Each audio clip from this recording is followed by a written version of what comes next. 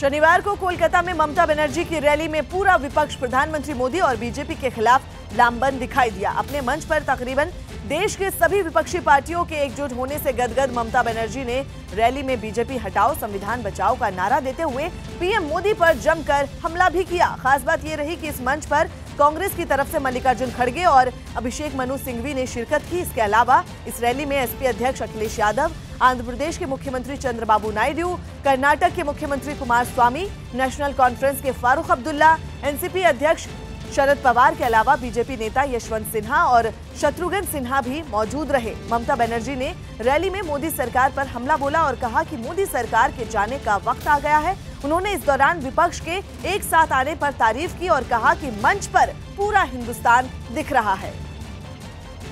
Politics, in politics there is a Lakshman Rekha. You don't accept the Lakshman रेखा। आप तो सोनिया जी को भी नहीं छोड़ा, आप तो लालू जी को भी नहीं छोड़ा, आप अखिलेश को भी नहीं छोड़ा, आप मायावती जी को भी नहीं छोड़ा, आप मेरे को भी नहीं छोड़ा, किसी को नहीं छोड़ा। सब आपको क्यों छोड़ेंगे? सब आपको क्यों छोड़ेंगे? जब आपका साथ है तो ठीक है, और आपका साथ नहीं है तो सब चोर है। आपका साथ आता है तो सब वफादार है, और आपका साथ नहीं है तो सब बदमाश है। सब जो भी मर्जी आप कहते हैं, विनाश काले बुद्धिनाश। यूपी में गठबंधन के बाद पहली बार एसपी और बीएसपी भी ममता बनर्जी के मंच पर एक साथ दिखाई दिए। एसपी अध्यक्ष अखिलेश यादव ममता बनर्जी की रैली में शामिल होने के लिए खुद कोलकाता पहुंचे, तो मायावती की तरफ से उनके करीबी सतीश मिश्रा ने हाजिरी लगाई और बंगाल से सीधे प्रधानमंत्री मोदी पर हमला किया। अभी बंगाल, बिहार, झारखंड, अगर तमिलनाडु जीरो कर सकता है बीजेपी को, तो हमारी आपकी जिम्मेदारी भी है भारतीय जनता पार्टी का खाता नहीं खुले। और फिर हर बात पे निराश किया। जो बोलते थे कि सबका साथ सबका विकास होगा, उन्होंने समाज में जहर घोलने का काम किया। मैं अपने नौजवानों से कहना चाहता हूं, हम लोगों ने बहुत काम किया, लेकिन बीजेपी के लोग काम पर वोट नहीं मांगते। वो न जाने क्या साजिश करेंगे, षड्यंत्र करेंगे, आपके साथी को तोड़ लेंगे और उससे जाकर के संदेश देने का काम करेंगे। वह श्री नरेंद्र मोदी जी की सरकार के नेतृत्व में एनडीए की सरकार बनी है। तभी से यह सरकार हर मोर्चे पर बुरी तरह से असफल हुई है। इन्होंने सरकार बनाने के लिए तो अनेकों झूठे वादे करके इस देश की भोली भाली जनता को लुभाने का काम किया, सपने दिखाने का काम किया, और ये दिखाकर, झूठे सपने दिखाकर उनका वोट लेकर सरकार बनाने का काम भी किया। ममता बनर्जी के मंच पर विपक्ष की राजनीति के 4 युवा चेहरे भी थे। आरजेडी नेता तेजस्वी यादव, अजीत सिंह के बेटे जयंत चौधरी के साथ साथ गुजरात के पाटीदार नेता हार्दिक पटेल और जिग्नेश मेवाणी ने भी मोदी पर हमला किया। आप लोग कहते हैं ना बंगाल में कि लड़बो कड़बो जीतबो रे। बिहारी में अगर कहे तो लड़े के बा, करे के बा और जीते के बा। इसलिए सब लोगों को एकजुट होने की जरूरत है। अभी हमारे चौकीदार जी की बात चल रही थी। चौकीदार जी भले ही चौकीदारी कैसे भी करें, लेकिन ये एक बात समझ लें कि आप भले ही चौकीदार हो, लेकिन देश की जनता थानेदार है। अगर गलती करोगे, चौकीदारी में अगर गलती आपने जो की है, तो थानेदार जो है आपको सजा देने का काम करेगा, आपको बख्शने का काम नहीं करेगा। और ममता जी को बधाई देता हूं, आपको बधाई देता हूं कि आज आपने साबित कर दिया, आज आपने वो कर दिखाया जो बहुत कठिन था, बहुत दुर्लभ था। और आपके आशीर्वाद से हम लोग एक हैं, इस मंच पे इकट्ठा हुए हैं, एक आवाज में, एक स्वर में बोल रहे हैं। मैंने सुना था हार्दिक भाई ने बोला ना, नारा दिया, चोरों से निपटाना है, चोरों से छुटकारा दिलाना है। इस देश के लिए हम लोगों ने तय कर लिया है, अच्छे दिन लाने हैं तो मोदी जी को भगाना है। ये जन सैलाब एक नई क्रांति के साथ इस देश को बचाने के लिए, इस देश के संविधान को बचाने के लिए आज एकजुट हुआ है। आपकी धरती से सुभाष बाबू का नारा था, तुम मुझे खून दो मैं तुम्हें आजादी दूंगा।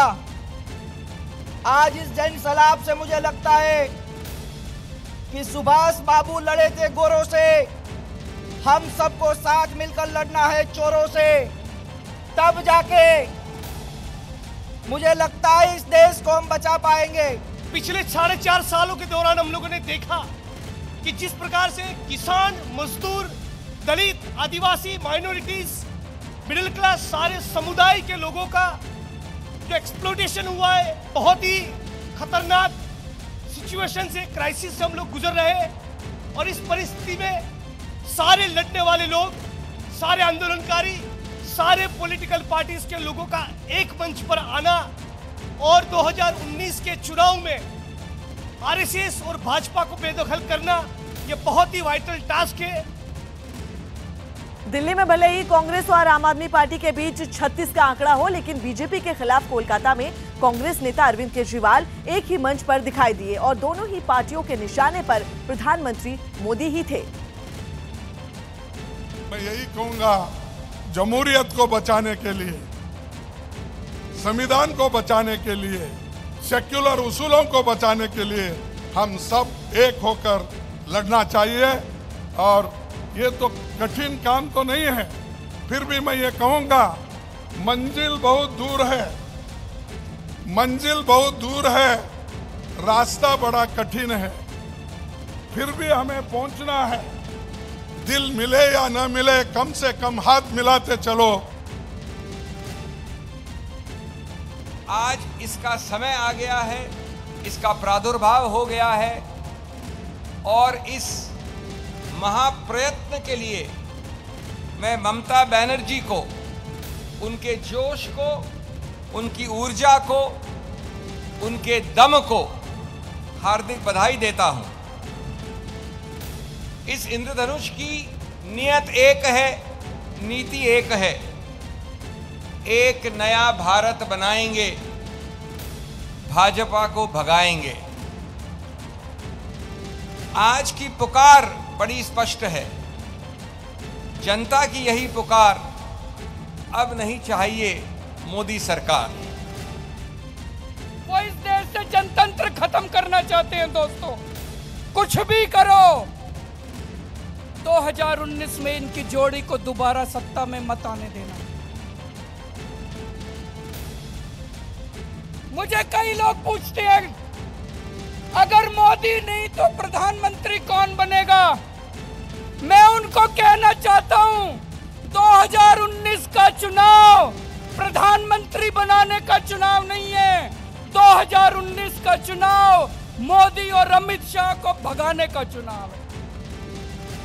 प्रधानमंत्री मोदी ने दादर और नागर हवेली के सिलवासा में ममता की रैली में जुटे विपक्ष के नेताओं पर हमला बोला। उन्होंने कहा कि कोलकाता में दल बनाकर अपने आप को बचाने का जुगाड़ कर रहे हैं। उन्होंने दावा किया कि भ्रष्टाचार के खिलाफ कार्रवाई से विपक्ष के नेता परेशान हो गए हैं, लेकिन ये गठबंधन उनके खिलाफ नहीं बल्कि देश की जनता के खिलाफ है। इस सत्ता के गलियारों में घूमने वाले बिचौलियों को मोदी ने बाहर क्यों निकाल दिया? इन्हें गुस्सा आ रहा है कि मोदी गरीबों का अधिकार छीनने वाले, उनके राशन, उनकी पेंशन, उनको मिलने वाले हक, इसके हड़पने वाले बिचौलिए, दलालों को बाहर क्यों कर रहा है? और अपने इसी गुस्से की वजह से अब ये लोग एक महागठबंधन बनाने की कोशिश कर रहे हैं। हालत ये है कि जो पहले कांग्रेस को पानी पी पी कर कोसते थे, वो भी एक मंच पर आ गए हैं।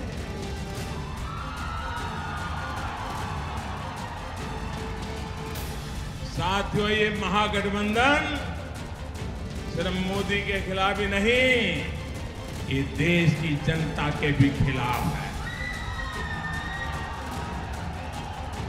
अभी तो ये पूरी तरह साथ आए भी नहीं, लेकिन हिस्सेदारी पर कैसे मोलभाव चल रहे हैं, लेखा जोखा चल रहा है, लेन देन चल रही है, ये भी देश का नौजवान, देश का किसान, देश की महिलाएं, पहली बार वोट डालने वाला हमारे देश का युवा इन बातों को बहुत बारीकी से देख रहा है और इन लोगों की आंख में कोई दुल झोंक नहीं पाएगा। साथियों, इन लोगों की दुनिया मोदी से नफरत से शुरू होती है और मोदी को गालियां देकर के समाप्त हो जाती है। ये लड़ाई विकास और भ्रष्टाचार के बीच की है। ये लड़ाई जनता और महागठबंधन के बीच की है। भाइयों और बहनों, सकारात्मक सोच के साथ सही प्रयास ही नए भारत के निर्माण का रास्ता है। इसी रास्ते पर हम सभी को, देश के जन जन को तेज गति से चलना है। ये पॉजिटिविटी नए वर्ष में हमारे मन मस्तिष्क में, देश के कोने कोने में बन रही है। इसी कामना के साथ, देश को नई ऊंचाइयों पर ले जाने के निर्णय के साथ हम आगे बढ़ रहे हैं। और भाइयों बहनों, आप देख रहे हैं, मैं सुबह से चल पड़ा हूं। भारत की सेना को मेक इन इंडिया का लाभ मिले, भारत की सेना के पास मजबूत टैंक देश से बनी हुई हो। कभी सुबह जाकर के उनकी चिंता करता हूं देश की सेना की ताकत बढ़ाने के लिए, तो आज अभी दीव दमन में आकर के यहाँ की जन सुरक्षा के लिए, यहाँ की युवा पीढ़ी को मेडिकल कॉलेज मिले, इसके लिए काम कर रहा हूं। भाइयों बहनों, कलकत्ते में लोग मिलकर के दल बचाने का जुगाड़ कर रहे हैं और मैं आपके बीच आकर के देश को आगे बढ़ाने के लिए जी जान से लगा हुआ हूं। ये फर्क साफ है दोस्तों, ये फर्क साफ है। वो खुद को बचाने के लिए सहारा ढूंढ रहे हैं, मैं देश को आगे बढ़ाने के लिए सबका साथ, सबका विकास लेकर के चल पड़ा हूं। बीजेपी ने ममता बनर्जी की रैली में जुटे विपक्ष के नेताओं पर जोरदार हमला बोला। बीजेपी ने रैली में जुटे विपक्ष के नेताओं के मोर्चे को स्वार्थ का गठबंधन बताया। बीजेपी ने दावा किया कि विपक्ष के सभी नेता पीएम बनना चाहते हैं, लेकिन अभी तक अपना नेता तय नहीं कर पाए। बीजेपी के प्रवक्ता राजीव प्रताप रूडी ने दावा किया कि देश की जनता पीएम मोदी के साथ है और पीएम मोदी फिर देश के प्रधानमंत्री बनेंगे। ये मंच स्वार्थ का मंच है। कहीं ना कहीं इस मंच पर गूढ़ता के साथ आपसी नफरत भी रहा है। इस मंच पर व्यक्तियों का महत्वाकांक्षा भी रहा है। ये मंच विरोधाभास का है। It's a stage of contradictions. हम बार बार ये कह रहे हैं कि भाई इस 55-50 चेहरे जो वहां दिख रहे हैं और जो एक दूसरे को विभिन्न स्थानों पर देखना नहीं चाहते हैं, इनका नेता कौन है? विपक्ष की एकजुटता की रैली में वैसे तो यशवंत सिन्हा और अरुण शौरी जैसे कई पूर्व दिग्गज नेता भी पहुंचे, लेकिन सुर्खियों में रहे बीजेपी सांसद शत्रुघ्न सिन्हा। रैली में शत्रुघ्न सिन्हा ने अपने ही अंदाज में अपनी ही पार्टी पर तीखे हमले किए और साथ ही कहा कि सच के लिए उन्हें बागी कहलाने में कोई बुराई नहीं लगती। कई बार लोग मुझसे पूछते हैं कि आप अभी तक तो भारतीय जनता पार्टी में हैं, तो आप भारतीय जनता पार्टी के खिलाफ क्यों बोलते हैं?